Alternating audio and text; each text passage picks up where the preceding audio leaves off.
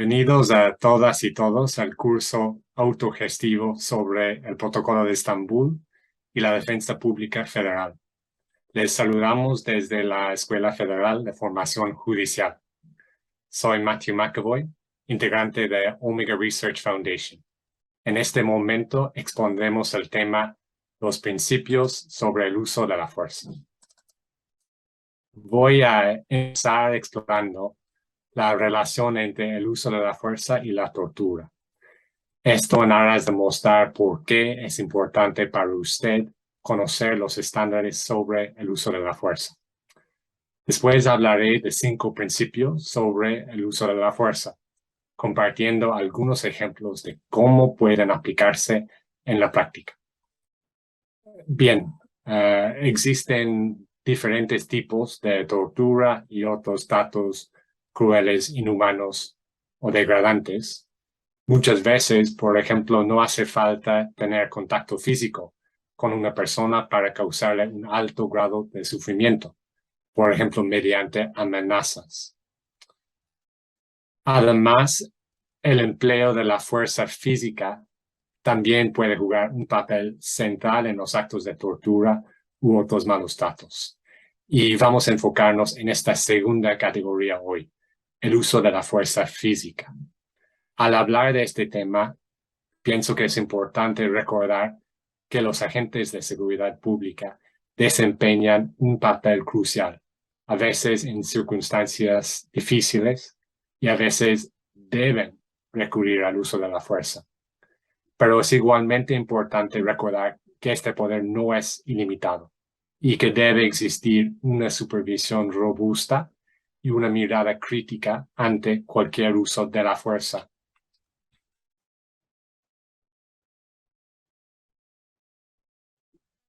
A veces es claro que un uso de la fuerza es arbitrario por el medio empleado. Por ejemplo, un bastón con púas de metal, como vemos en la imagen, un ejemplo un extremo, pero real, siempre se considera un instrumento de tortura por ser inherentemente cruel. Su propósito es aumentar el nivel de dolor infligido, mucho más allá de lo necesario. Pero puede ser mucho más complejo analizar los incidentes más cotidianos involucrando el empleo del uso de la fuerza por parte de agentes de la seguridad pública. Por supuesto, la idea nunca es buscar que se desacredite a priori la versión policial, pero es fundamental que los diversos actores del sistema de justicia penal cuenten con suficiente información para hacer un análisis robusto de los incidentes involucrando el uso de la fuerza. En una cápsula anterior, mi colega Verónica Inestrosa ya habló de la definición de la tortura y los elementos que componen esa definición, que son infligir dolor o sufrimiento, la intencionalidad, la finalidad del acto, que puede ser para intimidar, castigar, discriminar, entre otros, y que sea un funcionario público que inflija el dolor o sufrimiento o que sea con su consentimiento o aquiescencia. Considerando esos 4 elementos, es evidente que cada uso de la fuerza por un agente público amerita un análisis y una mirada crítica, porque el uso de la fuerza por un agente público suele caracterizarse por infligir dolor o sufrimiento, ser un acto intencional y ser cometido por un funcionario público.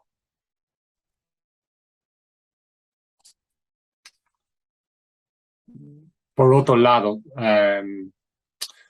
en ciertas circunstancias y respetando ciertas normas, el uso de la fuerza puede considerarse como una acción legítima. Y esto está contemplado en las normas internacionales sobre la tortura. Aquí podemos ver la definición de la tortura de la Convención Interamericana para prevenir y sancionar la tortura. No la voy a leer todo, ya vimos la definición de la tortura, Solo quiero destacar lo que algunos llaman la cláusula excluyente de la tortura. Dice que no estarán comprendidos en el concepto de tortura las penas o sufrimientos físicos o mentales que sean únicamente consecuencia de medidas legales o inherentes a estas, siempre que no incluyan la realización de los actos o la aplicación de los métodos a que se refiere el presente artículo. Entonces, si el dolor o sufrimiento causado a una persona es consecuencia de una medida legal, no es tortura. Si el uso de la fuerza se puede considerar como medida legal o inherente a una medida legal, no es tortura.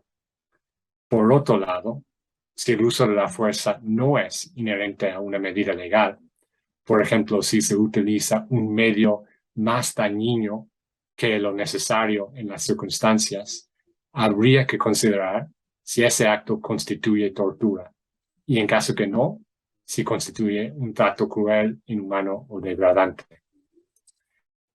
En la normativa nacional mexicana queda aún más clara la relación entre el uso de la fuerza y la tortura.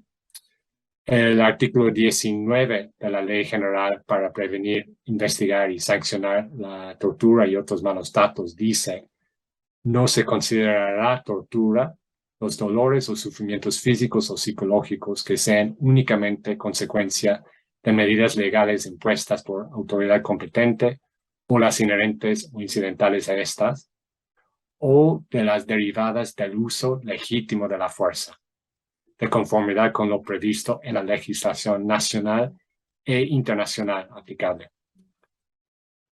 Considero que esta disposición claramente admite la posibilidad de considerar el uso no legítimo de la fuerza como tortura.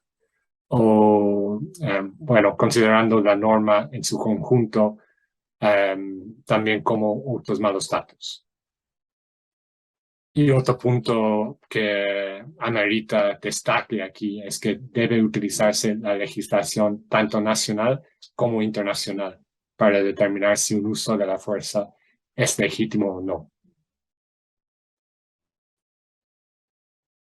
Entonces, todo uso de la fuerza por un agente público crea una alerta.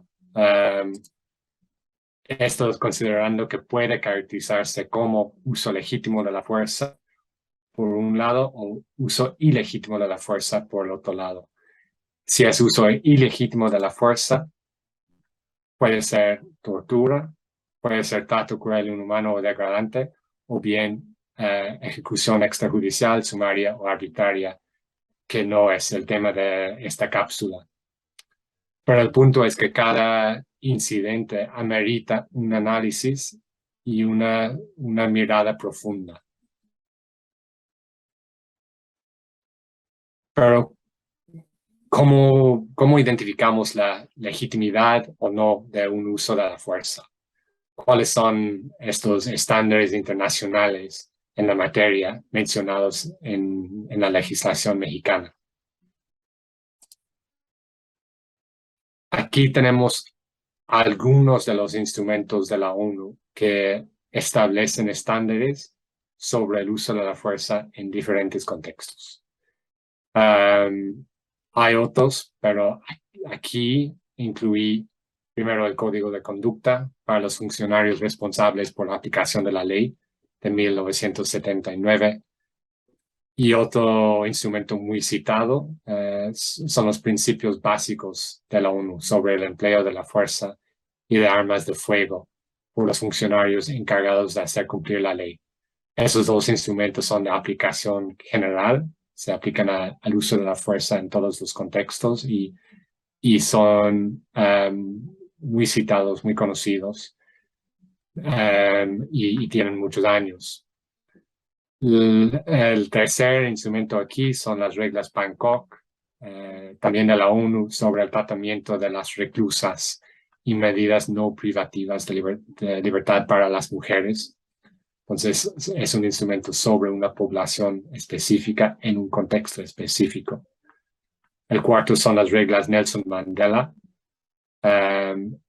que son las reglas mínimas de la ONU para el tratamiento de los reclusos.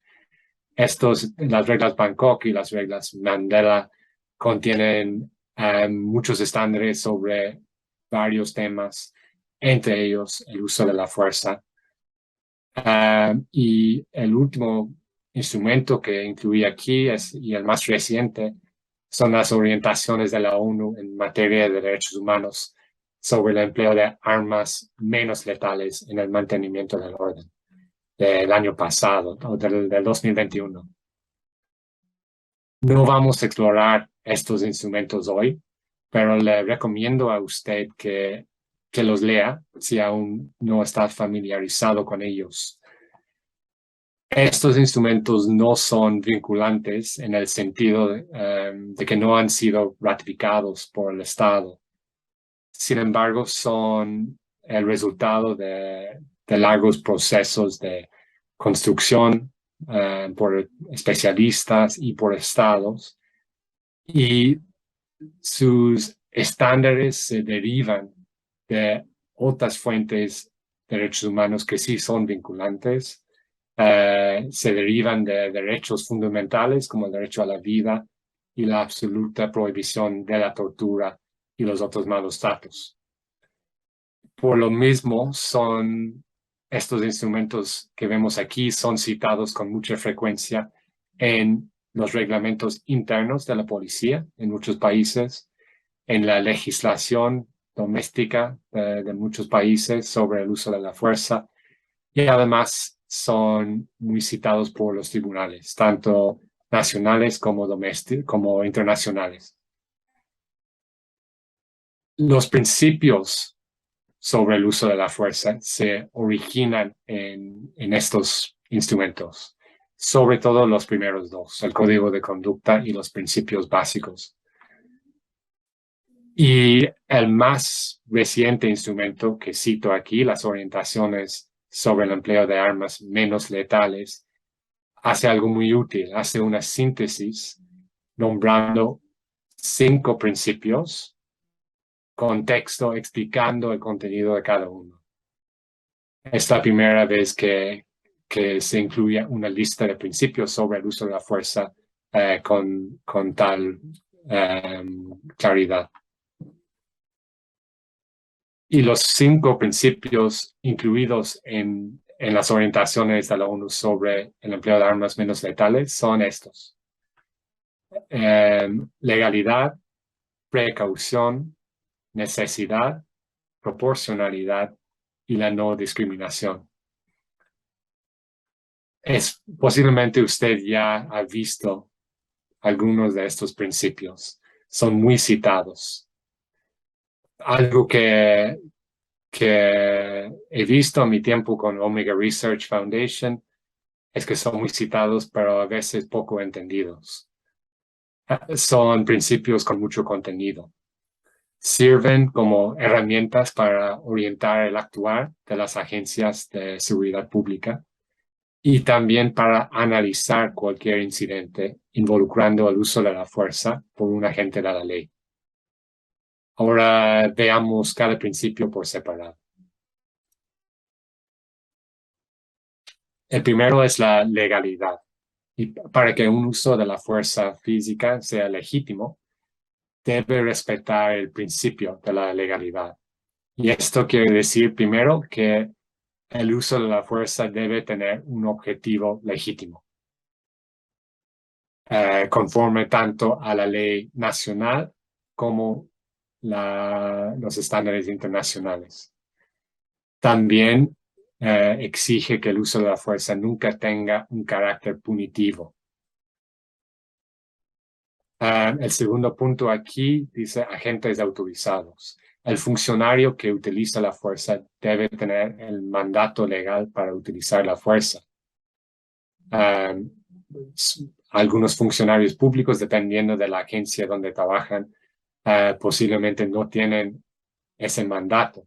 Por ejemplo, algunos funcionarios pueden tener el mandato de investigar, pero no necesariamente de detener a una persona o utilizar la fuerza. El tercer El tercer punto es muy importante.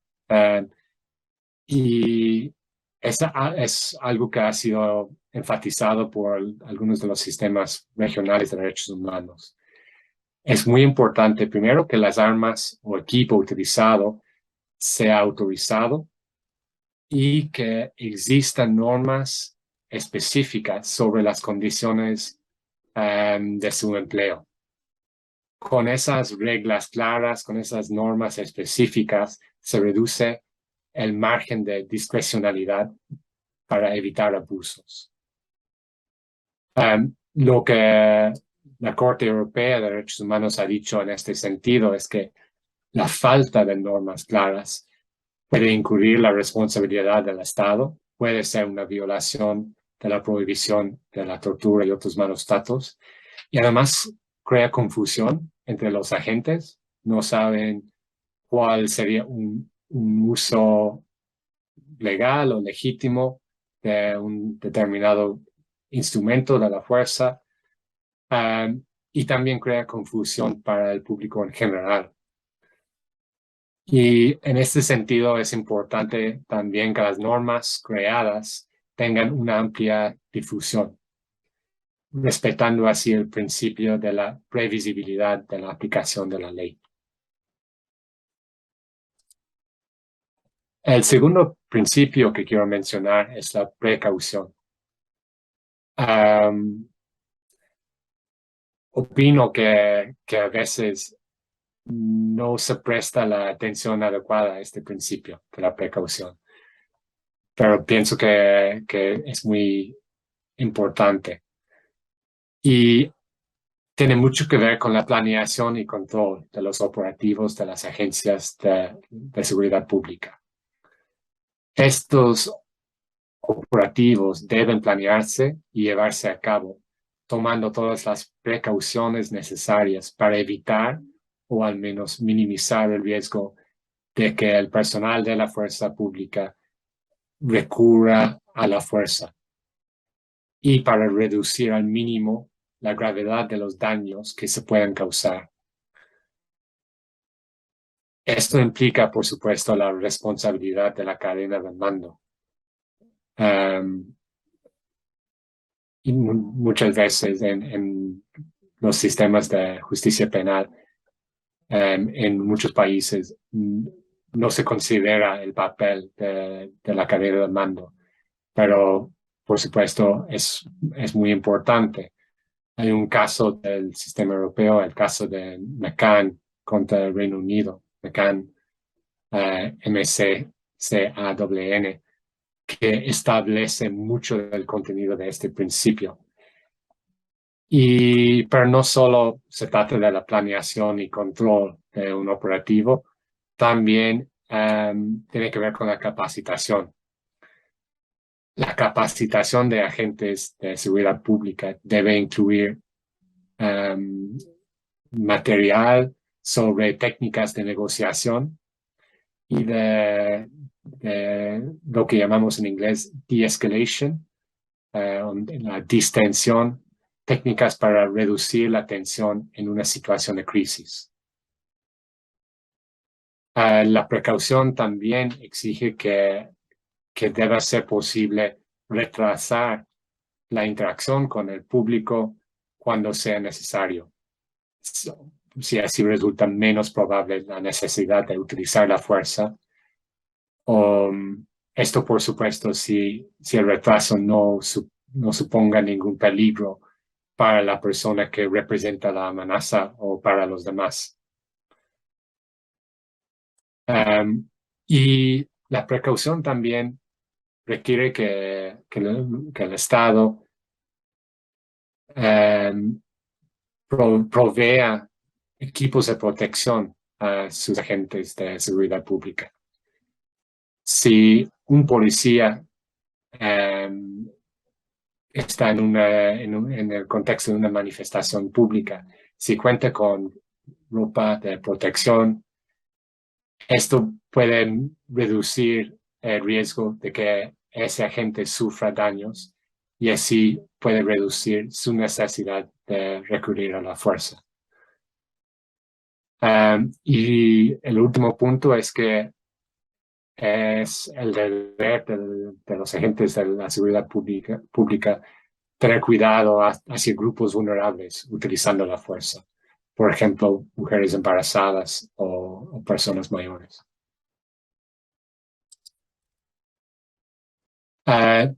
El tercer principio que quiero mencionar es la necesidad. La fuerza puede utilizarse solo cuando sea estrictamente necesaria para lograr un objetivo lícito y legítimo.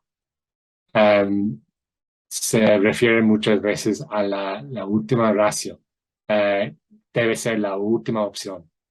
Hay que procurar siempre solucionar pacíficamente las situaciones peligrosas, siempre que sea posible. Cuando sea posible, también buscar crear distancia entre sujetos amenazando violencia. Estas son cuestiones que deben investigarse cuando hay un incidente involucrando el uso de la fuerza.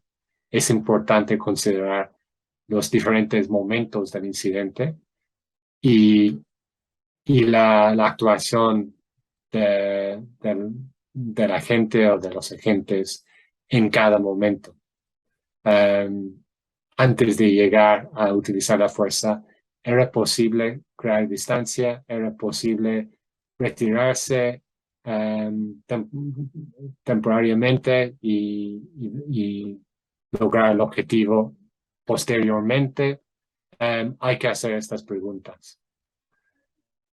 Y el profesor Christoph Heinz, que falleció trágicamente el año pasado, fue relator de la ONU sobre ejecuciones extrajudiciales, fue miembro del Comité de Derechos Humanos de la ONU y también miembro fundador de la red de expertos de Omni Research Foundation. Cuando él era relator, dijo que el principio de la necesidad tiene 3 niveles. Primero, nivel cualitativo. Si en las circunstancias realmente era necesario utilizar la fuerza. El segundo es el cuantitativo, que debe utilizarse el mínimo grado de fuerza que pueda lograr el objetivo. Y el último nivel es el temporal. El uso de la fuerza debe cesar en cuanto esta deje de ser necesaria. Y un ejemplo que a mí me gusta utilizar es el ejemplo del bastón policial, un instrumento que vemos todo el tiempo en todo el mundo. No basta para justificar el uso de un bastón,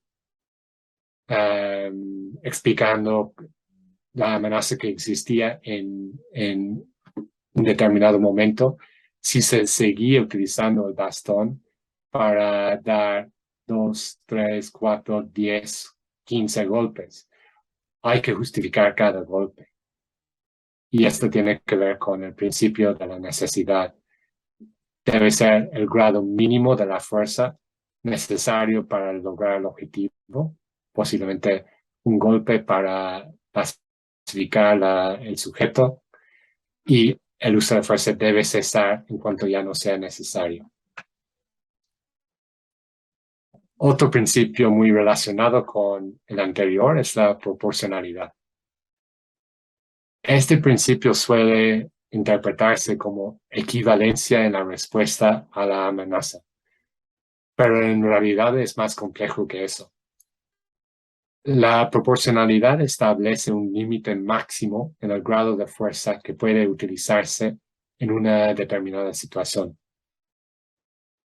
Hay que considerar el tipo y grado de fuerza y el daño que se provocaría versus la amenaza que represente una persona o un grupo de personas o el delito que una persona o un grupo esté cometiendo o vaya a cometer. Entonces, el uso de la fuerza debe ser moderado para no exceder su objetivo. Un ejemplo aquí muy sencillo, pero es una situación otra vez de una manifestación pública. Hay un grupo de personas, no dejan fluir al tráfico, llevan horas en el lugar, ya tuvieron la oportunidad de expresar su mensaje y en la opinión de la autoridad ya hay que desalojar el grupo para dejar fluir el tráfico. Sin embargo, el único medio de fuerza que puede lograr el objetivo es la fuerza letal, armas de fuego con munición real. Ese sería un uso desproporcional de la fuerza.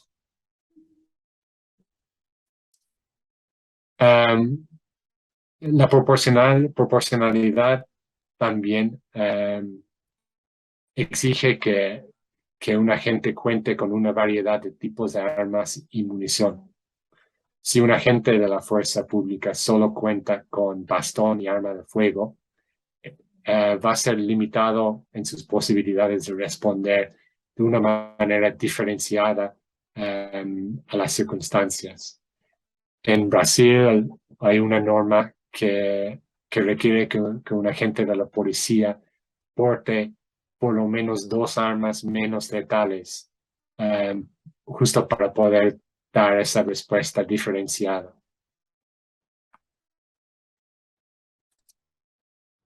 Y el último principio es la no discriminación. En el desempeño de sus funciones, el personal de las agencias de seguridad pública no deberá discriminar a ninguna persona por los motivos que vemos aquí: raza, etnia, color, sexo, orientación sexual, entre otros. Y aquí un punto que quisiera destacar es la importancia del monitoreo del uso de la fuerza. Es fundamental ese monitoreo para identificar posibles tendencias discriminatorias y tomar medidas al respecto. Y en ese sentido hay que insistir que los informes sobre el uso de la fuerza contengan información sobre las personas contra las que se utiliza la fuerza. Y ahora, ¿cuál es la legislación nacional en la materia? La Ley Nacional sobre el Uso de la Fuerza. Usted seguramente la conoce mucho mejor que yo, pero es notable que esta ley también contiene principios sobre el uso de la fuerza y son muy similares a los que ya vimos. Tenemos la absoluta necesidad, la legalidad, la prevención en lugar de la precaución, para un principio parecido, la proporcionalidad y la rendición de cuentas y vigilancia. Este tema de la rendición de cuentas y vigilancia es muy importante, es un tema central. Algunos instrumentos internacionales también lo incluyen como principio. No lo incluí como principio porque el instrumento que utilicé, las orientaciones sobre armas menos letales, no, no consideran este tema como principio, sino como una sección aparte. Pero hay mucho texto sobre ese tema en ese instrumento también. Y además, quiero compartir con ustedes un ejemplo de la aplicación sistemática de los principios sobre el uso de la fuerza o a un incidente específico. También es un caso sobre México que usted conocerá mucho mejor que yo. Es el caso de mujeres víctimas de tortura sexual en Atenco, contra México, de la Corte Interamericana de Derechos Humanos. Y dice la Corte que el uso indiscriminado de la fuerza, ahí vemos principio de necesidad y proporcionalidad, por parte del Estado en este caso, resultado de una ausencia de regulación adecuada, principio de precaución, de legalidad, una falta de capacitación de los agentes, una supervisión y monitoreo ineficiente del operativo. Ahí vemos precaución y prevención. Y una concepción errada de que la violencia de algunos justificaba el uso de la fuerza contra todos, la proporcionalidad. y esto conllevaba violaciones a los artículos 5 y 11 de la Convención en relación con los artículos 1.1 y 2 del mismo tratado, en perjuicio de las 11 mujeres de este caso. Por supuesto, el artículo 5 es el derecho a la integridad personal. Y pienso que es un buen momento para terminar. Concluyo haciendo hincapié en la importancia de mirar con mucho cuidado cada incidente donde un agente público recurrió al uso de la fuerza, considerando los diferentes momentos del incidente y utilizando los principios sobre el uso de la fuerza como una de las herramientas para determinar la legitimidad y legalidad del uso de la fuerza. Muchas gracias por su atención.